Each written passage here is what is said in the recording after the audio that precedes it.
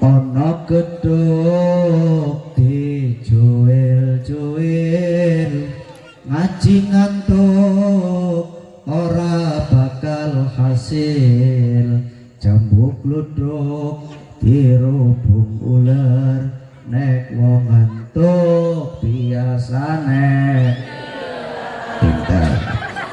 Bareng-bareng 1, 2, 3 ana gedhog ngaji ngantuk aja kabeh dhisik. Ulangi, ana gedhog ngaji ngantuk jambu glodok nek wong ngantuk pinter. Bisa meneh mau sampean bali tekan rumah ditakoni karo bapaknya mau tak cukup pada suka ngajinya apa nenek pak tak ngomong pak eneng gedhog dicuil-cuil ngaji ngantuk ora bakal hasil jambu gluduk dirubung ular nek wong ngantuk biasane. Nah kok sampean diupdate status ya, gedhog dicuil-cuil ngaji ngantuk ora bakal hasil jambu gluduk dirubung ular nek wong ngantuk biasane. Nah ngilere sing dawa ngiler kok mesti sing komen akeh insya. Nah, saiki mulai ngaji tulung aja berisik burung kok nabu. Nah saiki nek umpamane wis domongi mau gedhog dicuil-cuil ngaji ngantuk ora bakal hasil jambu gluduk dirubung ular nek wong ngantuk biasane ngiler. Nek kene sing ngantuk nang sampinge sampean tulung jongkrokna yu jongkrokna. Tulung jongkrokna nggih Bu nggih. Jongkrokna. Lah sampean adu-adu ngundang sodik saka Parda Suka mengene anu yakin niate ngaji nggih napa nggih? Nggih napa nggih?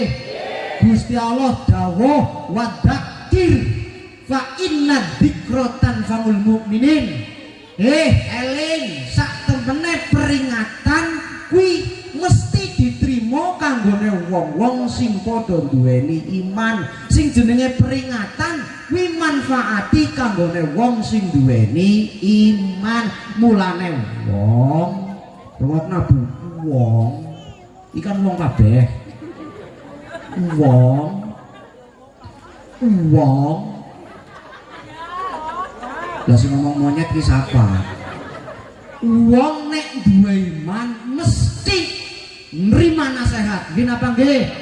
Lah sing jenenge iman kuwi kalmator. Iman kuwi kaya banyu udan. Terkadang ini desa sebelah Bulukarto jenenge apa? Wae gatel. Sing jenenge iman kuwi kaya udan. Kadang wae gatel udan, Bulukarto ora udan. Nggih napa nggih? Kadang Bulukarto udan, wae gatel ora udan. Nggih napa nggih? Ora beda menungsa. Kadang eneng sing umeh nang pinggir musala, dilala ya ora tau mau musala. Dilala kuwi wong nggonaku pindah saka Bulukarto. Teng mriki enten ora Pak Kiai? Akeh. Wonge teka. Sing di. Iki kabeh. La ilaha illallah. Ora beda Bu, eneng pengajian cedhek dilala wonge ya ora teka. Kuwi wong nggonaku pindahan saka eneng Habib sing cedhek dilala ora kabar silaturahim. Kuwi wong nggonaku pindahan saka sing ngomong bulu iki sapa? Mulane iman iki anu kaya udan yu. Lah, terus sing jenenge iman, sing jenenge ati kuwi kaya bumi. Bu. Ngerti bumi ora? Ngerti lemah ora? Udah lemah sungguh ini gendeng utuh. Sing jenenge lemah tekandani Bu. Kuwi nek lemahe apik ditanduri apa mesti melu apik. Nggih napa nggih?